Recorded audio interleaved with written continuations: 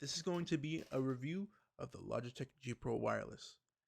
I got my hands on this mouse about a month ago for $60. This is the newest batch, or one of the newer batches that have the new hero sensor and improved Omron switches. Now, the improved Omron switches are supposed to fix this double clicking issue, but it didn't really do that, and it's still prevalent on G Pro Wireles's and G Pro X's as well. I think Logitech has a lot of things going right with this mouse. Of course, this mouse is insanely popular in the high end aimer scene in pro players. Just you could probably like pick out a person on a pro team like Valorant, CS:GO, maybe Apex, maybe even League, and you're gonna see them use one of them. At least use a G Pro Wireless.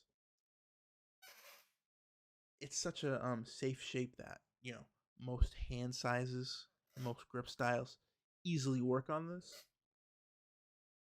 You got a very centered hump and a slow tapering off hump,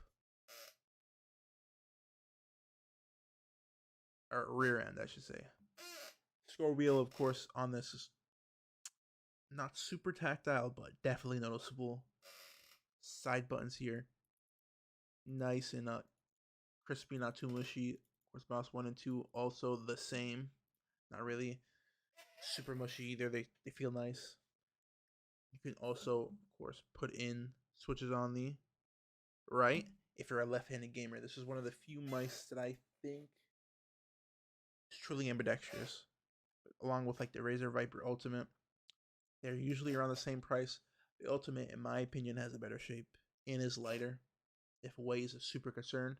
Of course, this is 80 grams, which is by no means a heavy mouse. I think once you're approaching on maybe 90 to 100 and higher, that's a needlessly heavy mouse.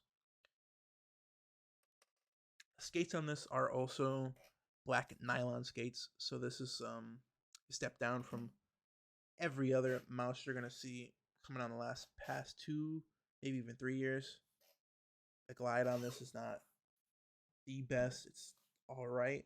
This is on a hand though, so of course this is a fast mouse pad. Consider this is core pads. These just glide way easier. Stock BTL skates and Tiger Arc ones right here, they all glide way smoother and feel a lot better than the G Pro Wireless. Of course, I don't like that the skates are also small. The skates are very, very, very thin at the top and bottom. You got 3 little skates down here and 1 little strip of skate up here. I prefer the Super Lights giant 2 skates, right? The big fat one at the top and the long one at the bottom. That just seems a lot better for glide and just consistency all around. You do get a lot for this mouse, definitely at $60. At 100, maybe the price to performance is not as high. Of course, you got your software G Hub, which is kind of garbage. Really, really, really bad. It's just really bad. Logitech needs a lot of I think company that releases software for their mice are just not good. It's really bad.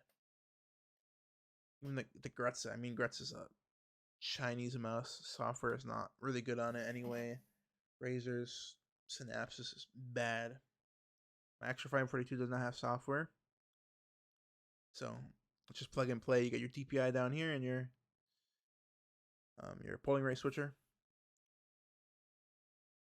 This is also plug and play though. I'm pretty sure you can, without a doubt, all these 4 mice I've showed off in the video are plug and play. So you don't really even need to install a software.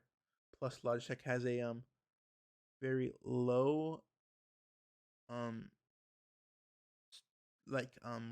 the word I'm looking for is the onboard memory manager. That's what it is. Onboard memory manager. I don't think that's the name, but it's a very slimmed down, cut version of G Hub that's basically very minimal and it's a lot less of a hassle to just run and set up your mouse with. This is expensive,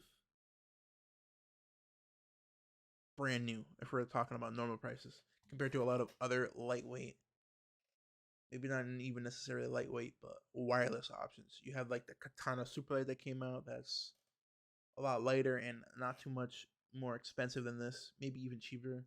The Pulsar X Lite, $90.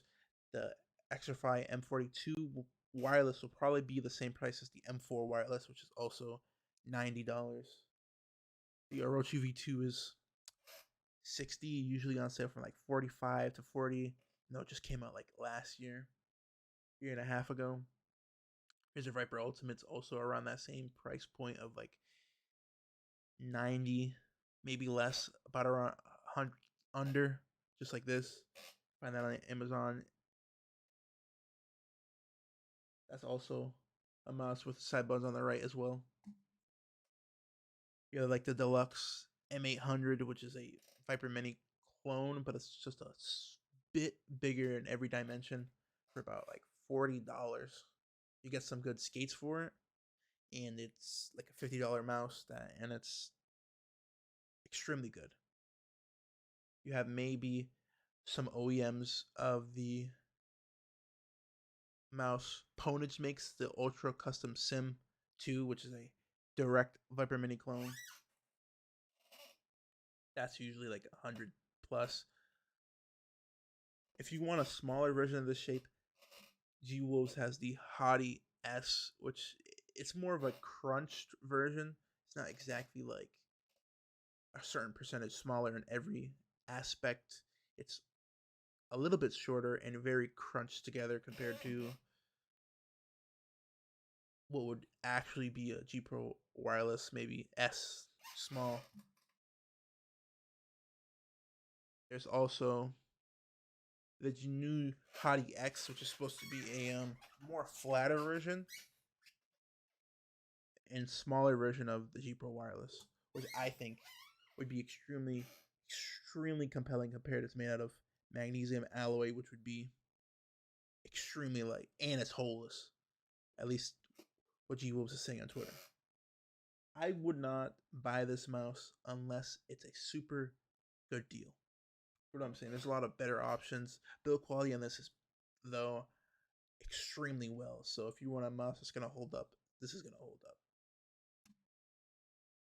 Shape, not for everybody, but usable by everybody. I don't think this mouse would make you aim your best, but it's definitely one that you can aim well with, just like me. I feel like I aim the best with this mouse, M42, but I can aim maybe 10% worse with this.